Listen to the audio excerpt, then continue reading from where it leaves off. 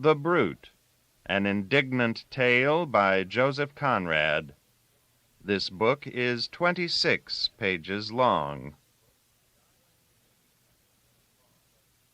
Dodging in from the rain-swept street, I exchanged a smile and a glance with Miss Blank in the bar of the Three Crows.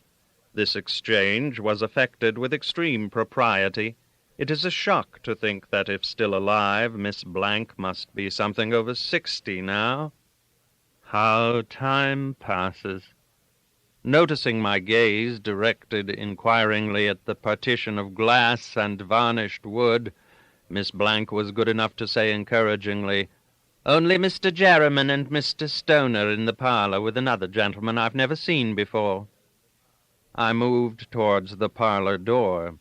A voice discoursing on the other side, it was but a matchboard partition, rose so loudly that the concluding words became quite plain in all their atrocity. "That fellow Wilmot fairly dashed her brains out, and a good job, too."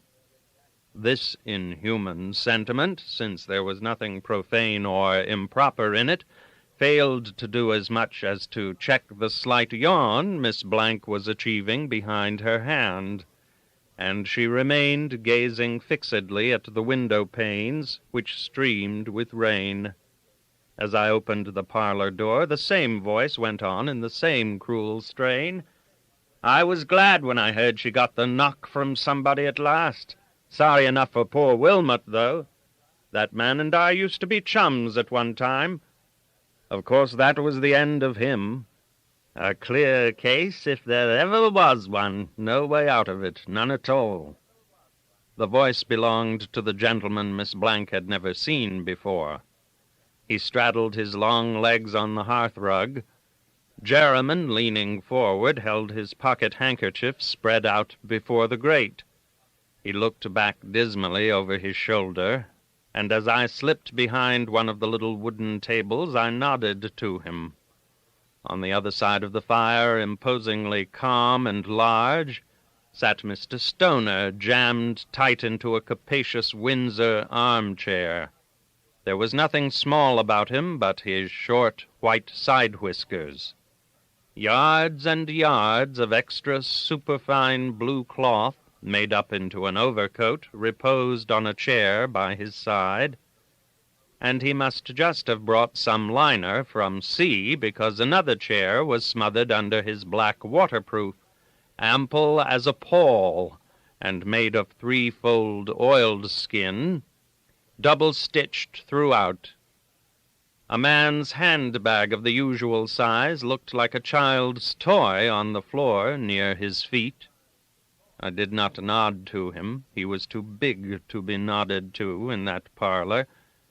He was a senior Trinity pilot and condescended to take his turn in the cutter only during the summer months. He had been many times in charge of royal yachts in and out of Port Victoria. Besides, it's no use nodding to a monument. And he was like one. He didn't speak, he didn't budge. He sat there, holding his handsome old head up, immovable and almost bigger than life. It was extremely fine. Mr. Stoner's presence reduced poor old Jerriman to a mere shabby wisp of a man, and made the talkative stranger in tweeds on the hearth-rug look absurdly boyish. The latter must have been a few years over 30, and was certainly not the sort of individual that gets abashed at the sound of his own voice, because gathering me in, as it were, by a friendly glance, he kept it going without a check. "I was glad of it," he repeated emphatically. "You may be surprised at it, but then you haven't gone through the experience I've had of her. I can tell you, it was something to remember. Of course, I got off scot-free myself, as you can see. She did her best to break up my pluck for me, though. She jolly near drove as fine a fellow as ever lived into a madhouse. What do you say to that, eh?" Not an eyelid twitched in Mr. Stoner's enormous face. Monumental. The speaker looked straight into my eyes. It used to make me sick to think of her going about the world, murdering people. Jerriman approached the handkerchief a little nearer to the grate and groaned. It was simply a habit he had. "I've seen her once," he declared with mournful indifference.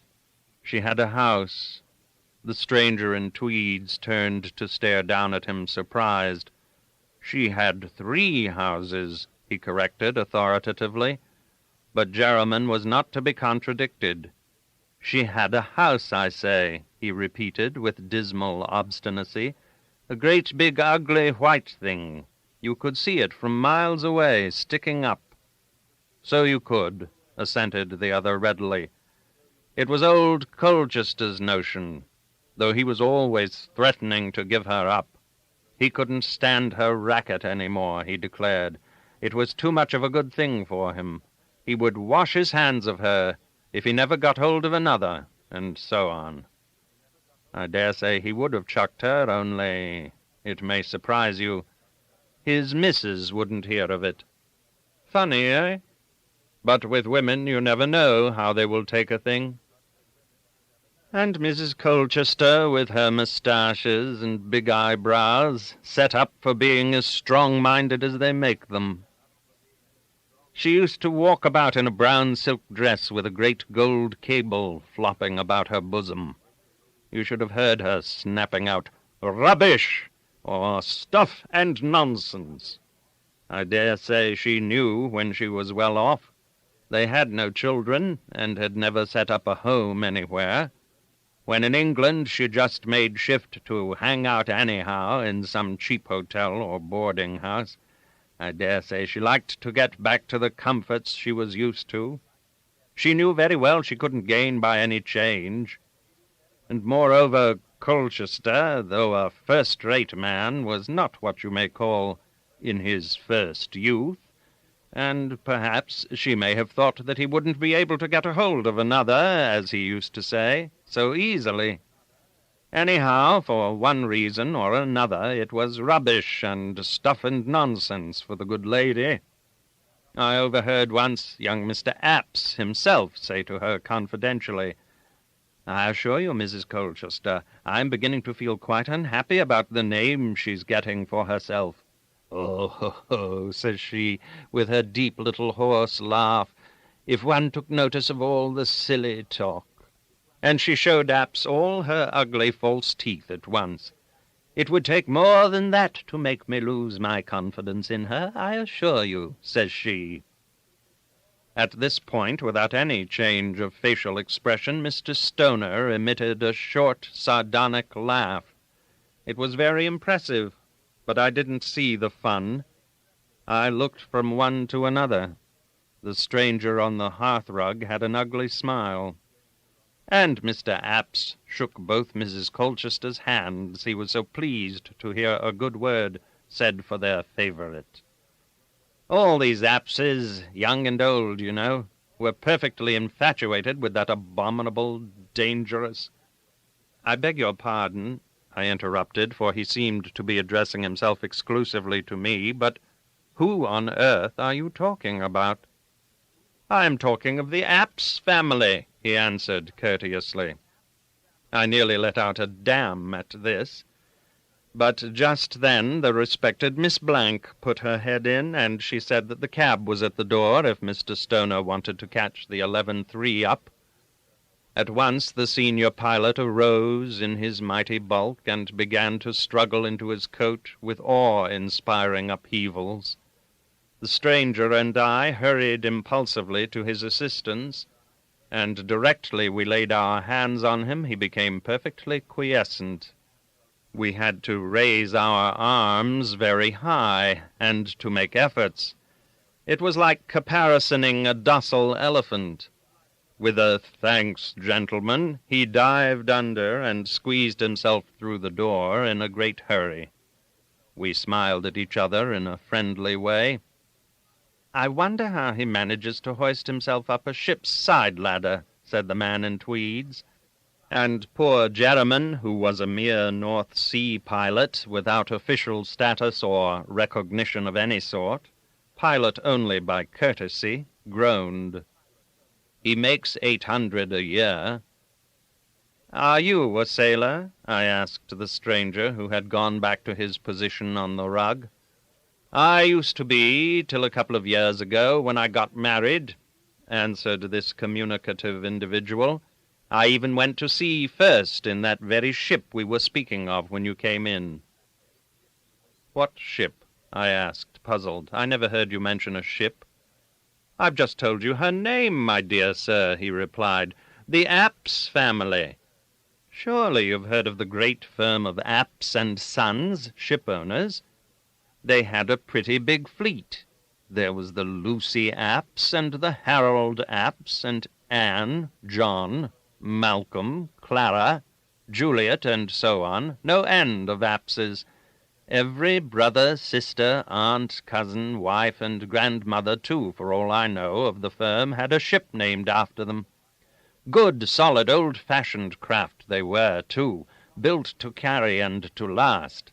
None of your new-fangled labor-saving appliances in them, but plenty of men and plenty of good salt beef and hardtack put aboard. And off you go to fight your way out and home again." The miserable Jerriman made a sound of approval, which sounded like a groan of pain. Those were the ships for him. He pointed out in doleful tones that you couldn't say to labor-saving appliances, "Jump lively now, my hearties." No labor-saving appliances would go aloft on a dirty night with the sands under your lee. "No," assented the stranger with a wink at me. "The Appses didn't believe in them either, apparently. They treated their people well, as people don't get treated nowadays, and they were awfully proud of their ships. Nothing ever happened to them. This last one, the Apps family, was to be like the others, only she was to be still stronger, still safer, still more roomy and comfortable. I believe they meant her to last forever. They had her built composite, iron, teakwood, and greenheart, and her scantling was something fabulous. If ever an order was given for a ship in a spirit of pride, this one was. Everything of the best.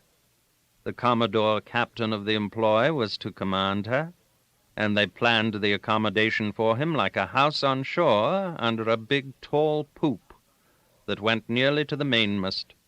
No wonder Mrs. Colchester wouldn't let the old man give her up. Why, it was the best home she ever had in all her married days. She had a nerve, that woman. The fuss that was made while that ship was building. Let's have this a little stronger, and that a little heavier, and hadn't that other thing better be changed for something a little thicker?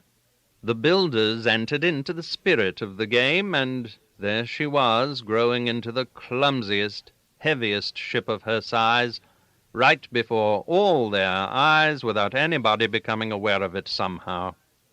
She was to be 2,000 tons register, or a little over, no less on any account. But see what happens. When they came to measure her, she turned out 1,999 tons and a fraction. General consternation.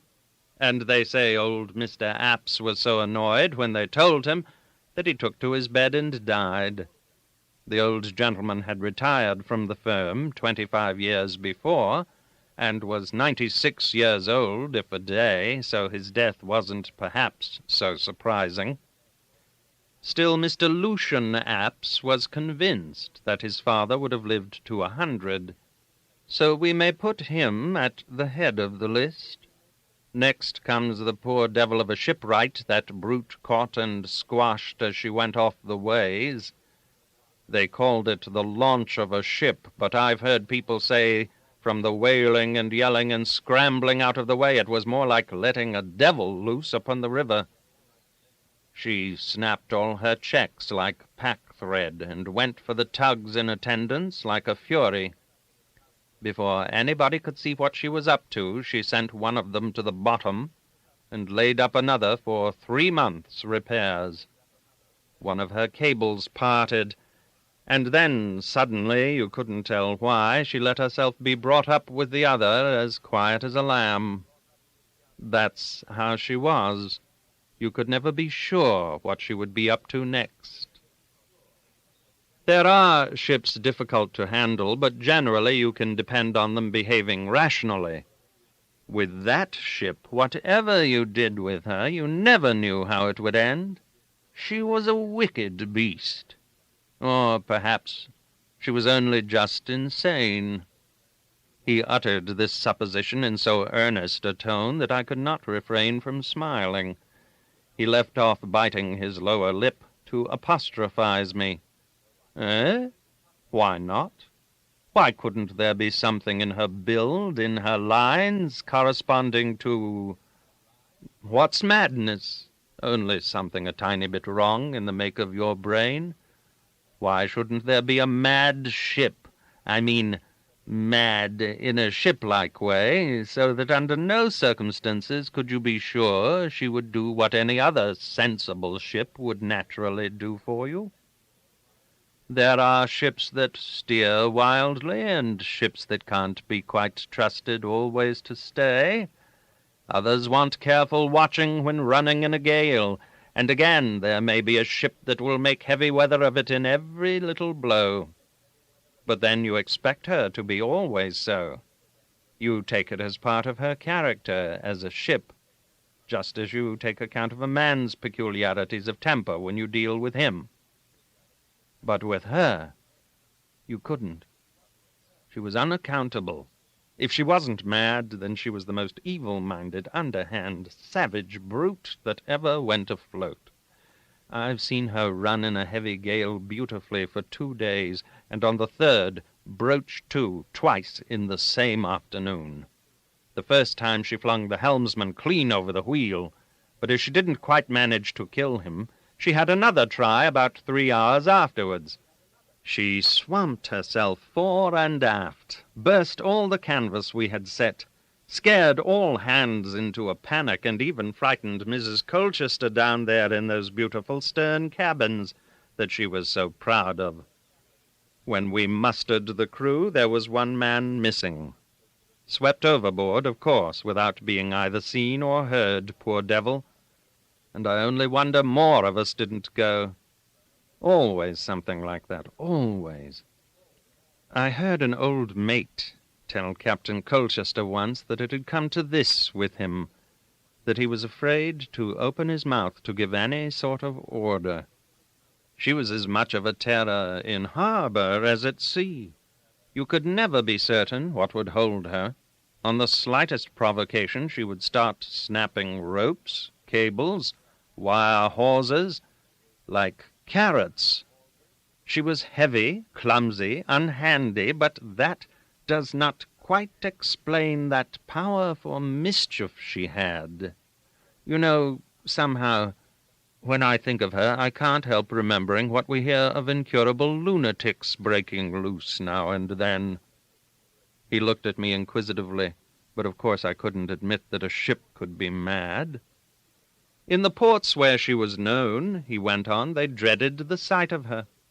She thought nothing of knocking away 20 feet or so of solid stone facing off a quay, or wiping off the end of a wooden wharf. She must have lost miles of chain and hundreds of tons of anchors in her time. When she fell aboard some poor, unoffending ship, it was the very devil of a job to haul her off again, and she never got hurt herself, just a few scratches or so, perhaps. They had wanted to have her strong, and so she was, strong enough to ram polar ice with. And as she began, so she went on. From the day she was launched, she never let a year pass without murdering somebody. I think the owners got very worried about it, but they were a stiff-necked generation, all these Apses. They wouldn't admit there could be anything wrong with the Apse family. They wouldn't even change her name. Stuff and nonsense, as Mrs. Colchester used to say. They ought at least to have shut her up for life in some dry dock or other, away up the river, and never let her smell salt water again. I assure you, my dear sir, that she invariably did kill someone every voyage she made. It was perfectly well known. She got a name for it far and wide. I expressed my surprise that a ship with such a deadly reputation could ever get a crew. Then you don't know what sailors are, my dear sir. Let me just show you by an instance. One day in dock at home, while loafing on the forecastle head, I noticed two respectable salts come along, one a middle-aged, competent, steady man, evidently, the other a smart, youngish chap. They read the name on the bows and stopped to look at her. Says the elder man, "Epps family. That's the sanguinary female dog, I'm putting it in that way, of a ship, Jack, that kills a man every voyage. I wouldn't sign in her, not for Joe, I wouldn't." And the other says, "If she were mine, I'd have her towed on the mud and set on fire, blame me if I wouldn't." Then the first man chimes in, "Much do they care? Men are cheap, God knows." The younger one spat in the water alongside. "They won't have me, not for double wages."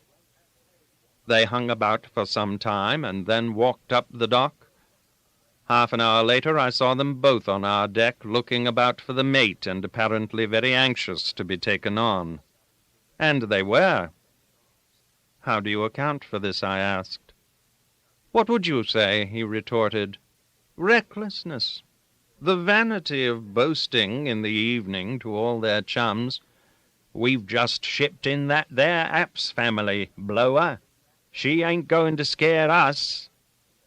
Sheer sailor-like perversity, a sort of curiosity. Well, a little of all that, no doubt. I put the question to them in the course of the voyage. The answer of the elderly chap was, 'A man can't die but once.' The younger assured me in a mocking tone that he wanted to see how she would do it this time. But I tell you what, there was a sort of fascination about the brute. Jerriman, who seemed to have seen every ship in the world, broke in sulkily, 'I saw her once out of this very window towing up the river. A great, black, ugly thing, going along like a big hearse.' Something sinister about her looks, wasn't there?" said the man in tweeds, looking down at old Jerriman with a friendly eye. "I always had a sort of horror of her. She gave me a beastly shock when I was no more than 14, the very first day, nay, hour, I joined her.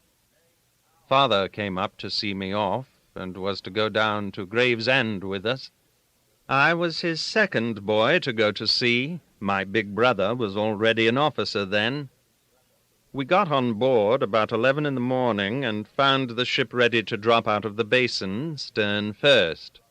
She had not moved 3 times her own length when at a little pluck the tug gave her to enter the dock gates. She made one of her rampaging starts, and put such a weight on the check rope, a new 6-inch hawser, that forward there they had no chance to ease it round in time, and it parted. I saw the broken end fly up high in the air, and the next moment that brute brought her quarter against the pierhead with a jar that staggered everybody about her decks. She didn't hurt herself, not she. But one of the boys the mate had sent aloft on the mizzen to do something came down on the poop deck. Thump! Right in front of me. He was not much older than myself. We had been grinning at each other only a few minutes before. He must have been handling himself carelessly, not expecting to get such a jerk. I heard his startled cry, "Oh!" in a high treble as he felt himself going, and looked up in time to see him go limp all over as he fell. Oh! Poor father was remarkably white about the gills when we shook hands in Gravesend. "Are you all right?" he says, looking hard at me. "Yes, father." "Quite sure?" "Yes, father." "Well then, good-bye, my boy." He told me afterwards that for half a word he would have carried me off home with him there and then. I am the baby of the family, you know, added the man in tweeds, stroking his moustache with an ingenuous smile. I acknowledged this interesting communication by a sympathetic murmur. He waved his hand carelessly. This might have utterly spoiled a chap's nerve for going aloft, you know, utterly. He fell within 2 feet of me, cracking his head on a mooring bit. Never moved. Stone dead. Nice-looking little fellow he was. I had just been thinking we would be great chums. However, that wasn't yet the worst that brute of a ship could do. I served in her 3 years of my time, and then I got transferred to the Lucy Apps for a year. The sailmaker we had in the Apps family turned up there, too. And I remember him saying to me one evening, after we had been a week at sea, "Isn't she a meek little ship?" No wonder we thought the Lucy Apps a dear, meek little ship after getting clear of that big, rampaging, savage brute. It was like heaven. Her officers seemed to me the restfullest lot of men on earth. To me, who had known no ship but the Apps family, the Lucy was like a sort of magical craft that did what you wanted her to do of her own accord. One evening we got caught aback pretty sharply from right ahead. In about 10 minutes we had her full again. Sheets aft, tacks down, decks cleared, and the officer of the watch leaning against the weather rail peacefully. It seemed simply marvelous to me. The other would have stuck for half an hour in irons, rolling her decks full of water, knocking the men about, spars cracking, braces snapping, yards taking charge, and a confounded scare going on aft because of her beastly rudder, which she had a way of flapping about, fit to raise your hair on end. I couldn't get over my wonder for days. Well, I finished my last year of apprenticeship in that jolly little ship. She wasn't so little either, but after that other heavy devil, she seemed but a plaything to handle. I finished my time and passed. And then, just as I was thinking of having 3 weeks of real good time on shore, I got at breakfast a letter asking me the earliest day I could be ready to join the Apps family as third mate. I gave my plate a shove that shot it into the middle of the table. Dad looked up over his paper. Mother raised her hands in astonishment, and I went out bareheaded into our bit of garden, where I walked round and round for an hour. When I came in again, Mother was out of the dining room, and Dad had shifted berth into his big armchair. The letter was lying on the mantelpiece. "It's very creditable to you to get the offer, and very kind of them to make it," he said. "And I see also that Charles has been appointed chief mate of that ship for one voyage." There was, over leaf, a P.S. to that effect in Mr. Apps's own handwriting, which I had overlooked. Charlie was my big brother. "I don't like very much to have 2 of my boys together in one ship," Father goes on in his deliberate, solemn way, "and I may tell you that I would not mind writing Mr. Apps a letter to that effect." Dear old Dad. He was a wonderful father. What would you have done? The mere notion of going back, and as an officer, too, to be worried and bothered and kept on the jump night and day by that brute, made me feel sick.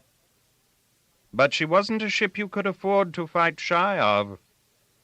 Besides, the most genuine excuse could not be given without mortally offending Apps and Sons. The firm, and I believe the whole family, down to the old unmarried aunts in Lancashire, had grown desperately touchy about that accursed ship's character. This was the case for answering ready now from your very deathbed if you wished to die in their good graces. And that's precisely what I did answer, by wire, to have it over and done with at once. The prospect of being shipmates with my big brother cheered me up considerably, though it made me a little bit anxious, too. Ever since I remember myself as a little chap, he had been very good to me, and I looked upon him as the finest fellow in the world. And so he was. No better officer ever walked the deck of a merchant ship, and that's a fact. He was a fine, strong, upstanding, sun-tanned young fellow, with his brown hair curling a little, and an eye like a hawk. He was just splendid. We hadn't seen each other for many years, and even this time, though he had been in England 3 weeks already, he hadn't shown up at home yet, but had spent his spare time in Surrey somewhere, making up to Maggie Colchester, old Captain Colchester's niece. Her father, a great friend of Dad's, was in the sugar-broking business, and Charlie made a sort of second home of their house. I wondered what my big brother would think of me. There was a sort of sternness about Charlie's face which never left it, not even when he was larking in his rather wild fashion. He received me with a great shout of laughter. He seemed to think my joining as an officer the greatest joke in the world. There was a difference of 10 years between us, and I suppose he remembered me best in pinafores. I was a kid of 4 when he first went to sea. It surprised me to find how boisterous he could be. "Now we shall see what you are made of," he cried, and he held me off by the shoulders and punched my ribs, and hustled me into his berth. "Sit down, Ned. I am glad of the chance of having you with me. I'll put the finishing touch to you, my young officer, providing you're worth the trouble. And first of all, get it well into your head that we are not going to let this brute kill anybody this voyage. We'll stop her racket." I perceived he was in dead earnest about it. He talked grimly of the ship and how we must be careful and never allow this ugly beast to catch us napping with any of her damned tricks. He gave me a regular lecture on special seamanship for the use of the Apps family. Then, changing his tone, he began to talk at large, rattling off the wildest, funniest nonsense, till my sides ached with laughing. I could see very well he was a bit above himself with high spirits. It couldn't be because of my coming, not to that extent. But, of course, I wouldn't have dreamt of asking what was the matter. I had a proper respect for my big brother, I can tell you. But it was all made plain enough a day or 2 afterwards when I heard that Miss Maggie Colchester was coming for the voyage. Uncle was giving her a sea trip for the benefit of her health. I don't know what could have been wrong with her health. She had a beautiful color and a deuce of a lot of fair hair. She didn't care a rap for wind or rain or spray or sun or green seas or anything. She was a blue-eyed, jolly girl of the very best sort, but the way she cheeked my big brother used to frighten me. I always expected it to end in an awful row. However, nothing decisive happened till after we had been in Sydney for a week. One day, in the men's dinner hour, Charlie sticks his head into my cabin. I was stretched out on my back on the settee, smoking in peace. "Come ashore with me, Ned," he says, in his curt way. I jumped up, of course, and away after him down the gangway and up George Street. He strode along like a giant, and I at his elbow, panting. It was confoundedly hot. "Where on earth are you rushing me to, Charlie?" I made bold to ask. "Here," he says. Here was a jeweller's shop. I couldn't imagine what he could want there. It seemed a sort of mad freak. He thrusts under my nose 3 rings, which looked very tiny on his big brown palm, growling out, "For Maggie, which?" I got a kind of scare at this. I couldn't make a sound, but I pointed at the one that sparkled white and blue. He put it in his waistcoat pocket, paid for it with a lot of sovereigns, and bolted out. When we got on board, I was quite out of breath. "Shake hands, old chap," I gasped out. He gave me a thump on the back. "Give what orders you like to the boatswain when the hands turn to," says he. "I am off duty this afternoon." Then he vanished from the deck for a while, but presently he came out of the cabin with Maggie, and these two went over the gangway publicly, before all hands, going for a walk together on that awful, blazing, hot day, with clouds of dust flying about. They came back after a few hours, looking very staid, but didn't seem to have the slightest idea where they had been. Anyway, that's the answer they both made to Mrs. Colchester's question at tea-time. And didn't she turn on Charlie with her voice like an old night cabman's? "Rubbish! Don't know where you've been? Stuff and nonsense! You've walked the girl off her legs. Don't do it again." It's surprising how meek Charlie could be with that old woman. Only on one occasion he whispered to me, "I'm jolly glad she isn't Maggie's aunt, except by marriage. That's no sort of relationship." But I think he let Maggie have too much of her own way. She was hopping all over that ship in her yachting skirt and red tam-o'-shanter like a bright bird on a dead black tree. The old salts used to grin to themselves when they saw her coming along and offered to teach her knots or splices. I believe she liked the men, for Charlie's sake, I suppose. As you may imagine, the fiendish propensities of that cursed ship were never spoken of on board. Not in the cabin, at any rate.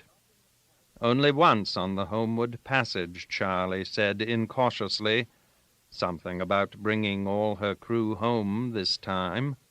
Captain Colchester began to look uncomfortable at once, and that silly, hard-bitten old woman flew out at Charlie as though he had said something indecent. I was quite confounded myself.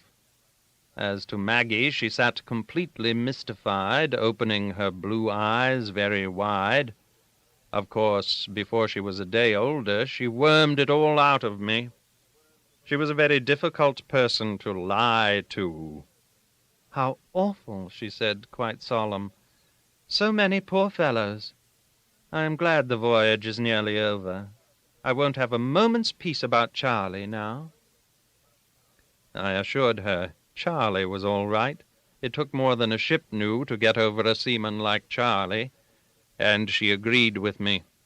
Next day we got the tug off Dungeness, and when the tow rope was fast, Charlie rubbed his hands and said to me in an undertone, "We've baffled her, Ned." "Looks like it," I said, with a grin at him. It was beautiful weather, and the sea as smooth as a mill pond. We went up the river without a shadow of trouble, except once, when off Holehaven, the brute took a sudden sheer, and nearly had a barge anchored just clear of the fairway. But I was aft, looking after the steering, and she did not catch me napping that time. Charlie came up on the poop looking very concerned. "Close shave," says he. "Never mind, Charlie," I answered cheerily. "You've tamed her." We were to tow right up to the dock. The river pilot boarded us below Gravesend, and the first words I heard him say were, "You may just as well take your port anchor inboard at once, Mr. Mate." This had been done when I went forward. I saw Maggie on the forecastle head enjoying the bustle, and I begged her to go aft, but she took no notice of me, of course. Then Charlie, who was very busy with the headgear, caught sight of her and shouted in his biggest voice, "Get off the forecastle head, Maggie! You're in the way here!" For all answer, she made a funny face at him, and I saw poor Charlie turn away, hiding a smile. She was flushed with the excitement of getting home again. and her blue eyes seemed to snap electric sparks as she looked at the river. A collier brig had gone round just ahead of us, and our tug had to stop her engines in a hurry to avoid running into her. In a moment, as is usually the case, all the shipping in the Reach seemed to get into a hopeless tangle. A schooner and a ketch got up a small collision all to themselves right in the middle of the river. It was exciting to watch, and meantime our tug remained stopped. Any other ship than that brute could have been coaxed to keep straight for a couple of minutes, but not she. Her head fell off at once, and she began to drift down, taking her tug along with her. I noticed a cluster of coasters at anchor within a quarter of a mile of us, and I thought I had better speak to the pilot. "If you let her get amongst that lot," I said quietly, "she will grind some of them to bits before we get her out again." "Don't I know her?" cries he, stamping his foot in a perfect fury. And he out with his whistle to make that bothered tug get the ship's head up again as quick as possible. He blew like mad, waving his arm to port, and presently we could see that the tug's engines had been set going ahead. Her paddles churned the water, but it was as if she had been trying to tow a rock. She couldn't get an inch out of that ship.